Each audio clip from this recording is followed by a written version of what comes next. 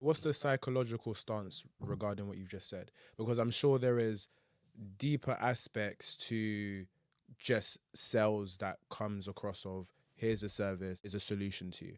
You know, how are you able to break through and understand how people operate? Because people operate differently. Yeah. In our industry, we're talking with people that are maybe doing low ticket sales or high ticket sales, you know, so it varies. But what's going up here? I want to know more about the mind. You know, with the mind aspect, it's going to sound, and this is going to be a horrible response to your answer, but the less you think about it, the better. Because in post, you can start to think, okay, what was what was wrong with my approach? How would I have done that differently for my next call? You can dissect afterwards. But when you're actually calling, or when you're actually either face to face or whatever it is, you have to go in there almost like a kid. There's like that childlike fascination of just ask them whatever stupid question, ask them whatever that pops into your mind. Like obviously keep it like there's a certain filter mechanism of just being a regular adult, but the thing that makes you like the thing that goes on up here is almost it's nothingness because you're operating in a sense of like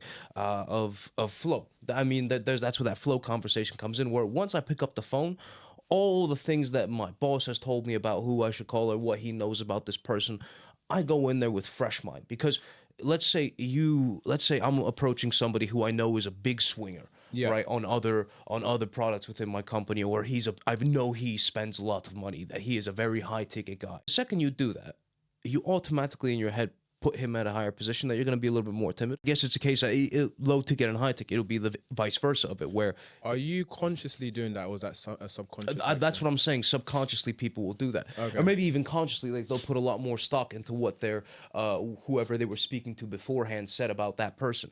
Versus myself, when I like recently there was a 2 months ago where these guys tell me, oh, listen, this guy he's very important, but he's a bit of an asshole. Just be careful how you tread with him and everything. And I called him up and I talked to him like every single other guy.